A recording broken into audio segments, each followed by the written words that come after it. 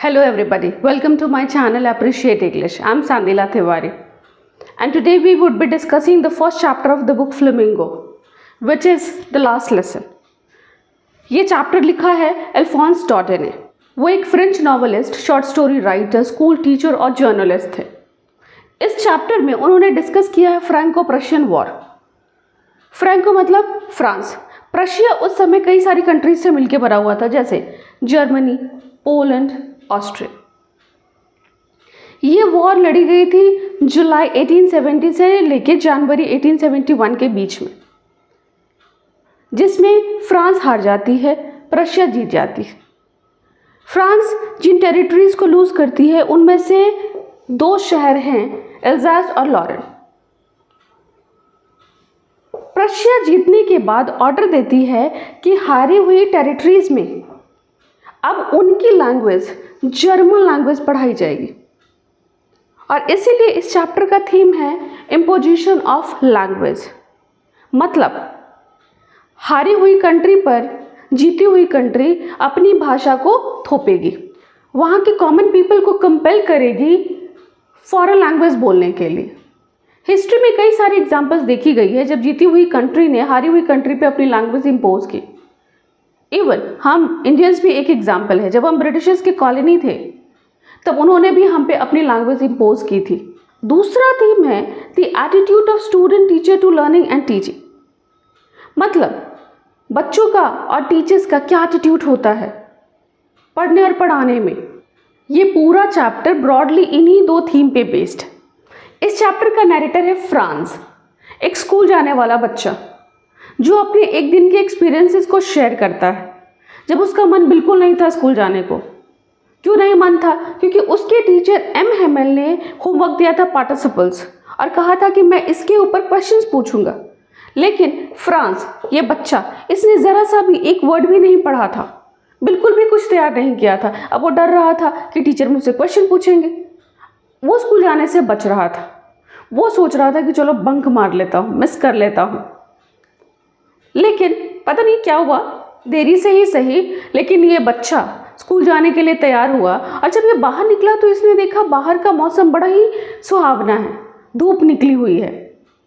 अब फ्रांस एक European country है जहाँ का टेम्परेचर यूजुअली बड़ा कम रहता है, तो जिस दिन धूप निकलती है लोग बाहर जाना चाहते हैं।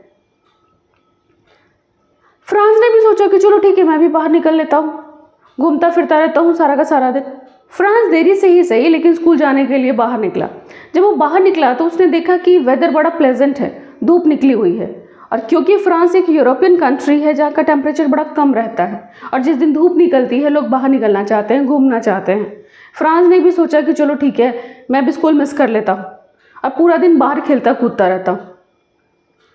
थोड़ा वो जब और आगे बढ़ा तो उसने देखा कि बर्ड्स की चर्पिंग की आवाज़ें आ रही है, चहचहाने की आवाज़ें आ रही हैं, प्रशियन सोल्जर्स एक्सरसाइज कर रहे हैं। अल्टीमेटली वो सोच रहा था कि नहीं यार, पार्टिसिपल्स के रूल्स बड़े बोरिंग हैं और ये जो वेदर है बड़ा अट्रैक्टिंग है, तो चलो बाहर घूमते हैं। लेकिन पता नहीं उसके दिमाग में क्या आया और उसने डिसाइड किया कि वो स्कूल जाएगा। अब वो स्कूल तेज़ी तेज़ी भाग रहा था, जितना तेज़ वो चल सकता था। फ्रांस जब स्कूल जा ही रहा था तो उसने रास्ते में देखा कि लोग टाउन हॉल, जो एक बिल्डिंग है, उस पर लगी हुई बुलेटिन बोर्ड मतलब नोटिस बोर्ड के सामने खड़े कुछ पढ़ रहे हैं। फिर भी वो रुका नहीं, वो चलता चला गया। अब वो जब आगे बढ़ा तो उसने एक ब्लैक स्मिथ को देखा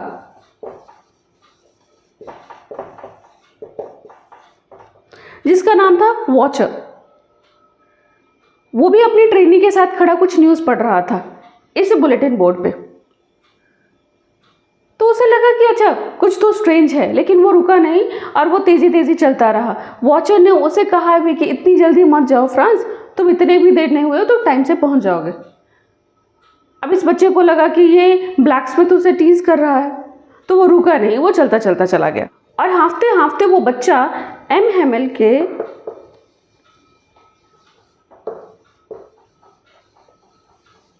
गार्डन में पहुंच गया।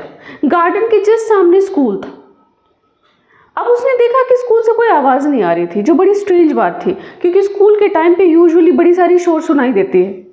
लेकिन वो दिन शांत था, बिल्कुल संडे की तरह। फ्रांस ने खिड़की से देखा कि उसके क्लासमेट्स ऑलरेडी अपनी अपनी जगह पे बैठे हुए थे। वो बेचारा डरा हुआ, फिर भी वो अपनी सीट पे किसी तरह पहुंचा। तब उसने देखा कि उसके टीचर एम हेमल ने ग्रीन कलर का कोट पहना हुआ है और उन्होंने डेकोरेटेड शर्ट पहनी हुई है, ब्लैक सिल्क कैप पहना हुआ है, जो यूजुअली वो पहनते थे इंस्पेक्शन डे और प्राइज डे वाले दिन। फ्रांस को बड़ा स्ट्रेंज लगा कि आज तो कुछ है नहीं, तब उन्होंने ये कपड़े क्यों पहने हुए हैं। फिर उसने दूसरी एक अजीब सी बात और नोटिस की कि गांव के लोग पीछे के बेंचेस पे स्टूडेंट्स की तरह बैठे हुए हैं, जिनमें farmer postmaster, mayor, old Hauser, जिन्होंने अपने हाथ में एक प्राइमर पकड़ रखे थे। प्राइमर क्या होता है? इंट्रोडक्टरी बुक, मतलब वो बुक जिससे आप बेसिक सीखते हैं। For example A for apple, B for ball. France ये सुन के परेशान हो जाता है और वो सोचता है मुझे तो फ्रेंच लैंग्वेज आती ही नहीं है, मैं तो उसको सही से लिखना नहीं जानता, पढ़ना नहीं जानता, तो अब मैं क्या करूँगा। मैं तो जब फ्रेंच पढ़ने की बारी थी तो जार रिवर के आसपास खेल रहा था, बर्ड्स के एग्स ढूंढ रहा था। जार फ्रांस के अंदर बहने वाली एक रिवर। वो बुक्स जो फ्रांस को कैरी करने में भारी लगती थी, अब फ्रांस उन बुक्स को छोड़ना नहीं चाहता था।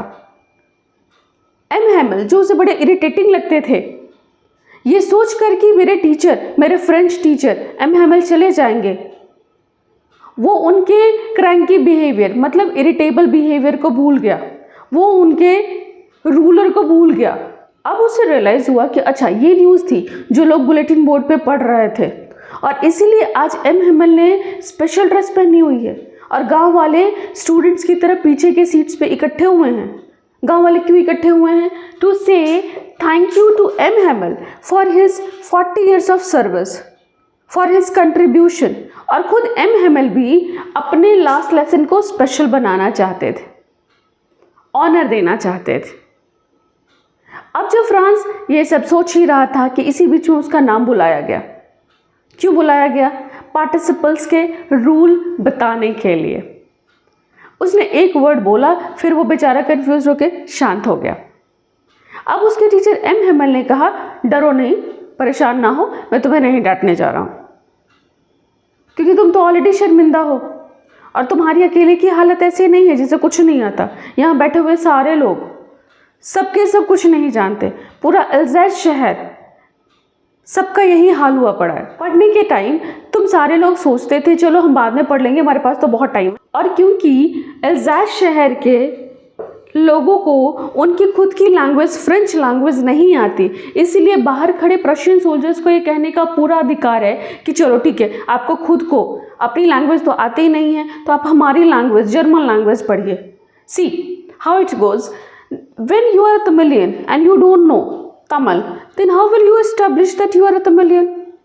आप हिंदी भाषी क्षेत्र से हैं और आपको हिंदी ही नहीं आती, तो आप कैसे क्लेम करेंगे कि आप हिंदी भाषी क्षेत्र से हैं? उसी तरह यहाँ पे जब फ्रेंच ही नहीं आती तो फ्रांस के लोग कैसे एस्टेब्लिश कर सकते हैं कि वो फ्रेंच है? ये सब बोलते हुए एम हेमल ने फ्रांस के पेरेंट्स को भी ब्लेम किया, कहा कि सिर्फ तुम्हारी अकेले की गलती नहीं है, तुम्हारे पेरेंट्स भी तुमको पढ़ने के लिए भेजने में बहुत इंटरेस्टेड नहीं थे, वो तुमसे काम करवा के पैसे कमाने में ज़्यादा इंटरेस्टेड थे। उन्होंने खुद को भी ब्लेम किया। उन्होंने कहा जब मुझे फिशिंग के लिए जाने का मन होता था तो मैं तुम्हें छुट्टी दे दिया करता। वो अपनी जगह पे बैठे और उन्होंने फ्रेंच लैंग्वेज के डिफरेंट एस्पेक्ट्स को डिस्कस करना शुरू किया, जिसमें उन्होंने कहा कि फ्रेंच लैंग्वेज दुनिया की मोस्ट ब्यूटीफुल लैंग्वेज, लॉजिकल और क्लियर लैंग्वेज।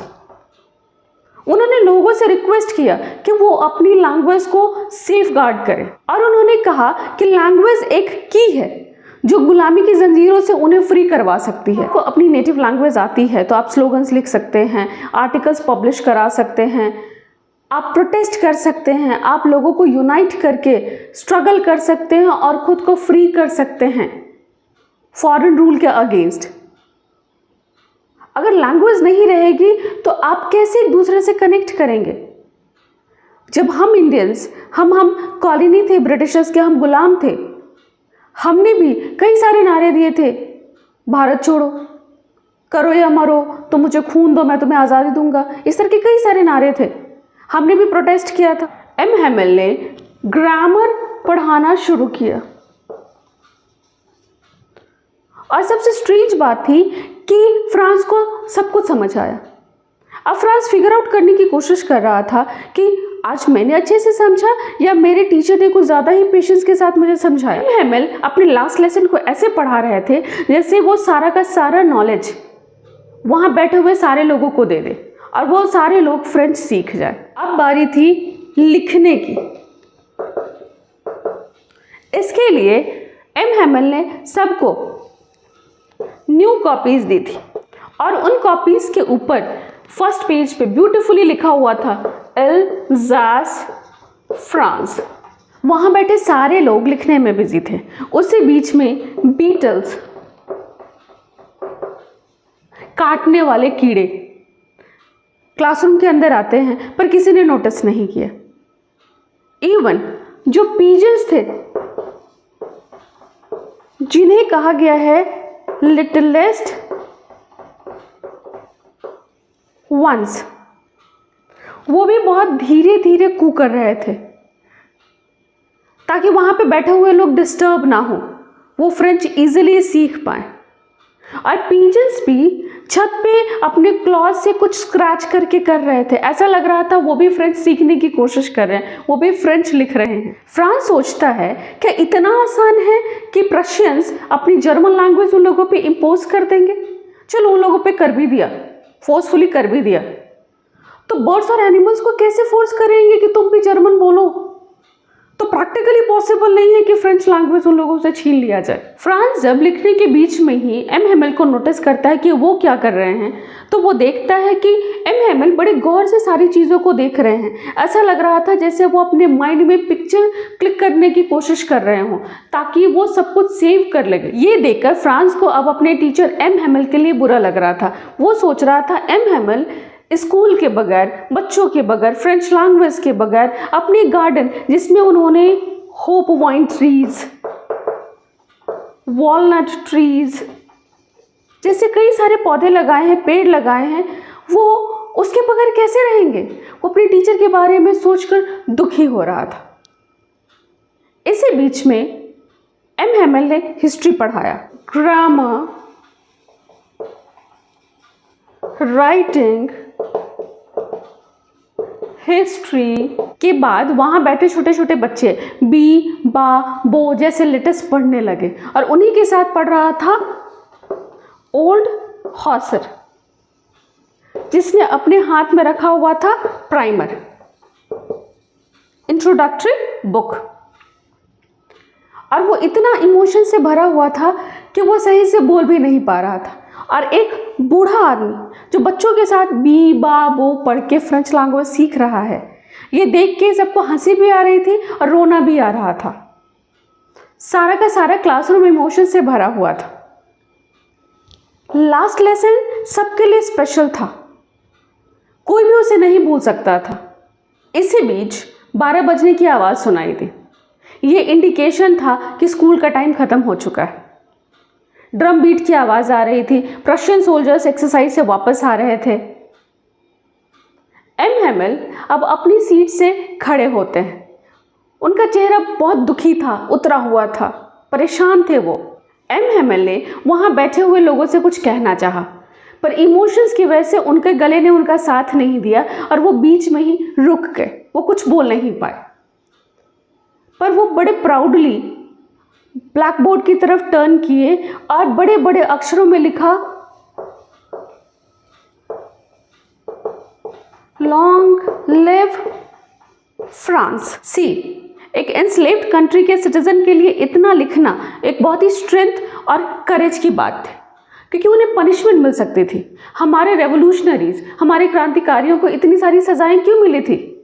जस्ट बिकॉज वो अपनी कंट्री के हित में बात करते थे, जयगान करते थे। उसी तरह एम हेमिल को बुक किया जा सकता था। इतना लिखने के बाद एम हेमिल रुकते हैं और अपने सिर को दीवार से अटका के सपोर्ट लेने की कोशिश करते हैं और वो कुछ ना कहते हुए हाथ से इशारा करते हैं कि स्कूल इज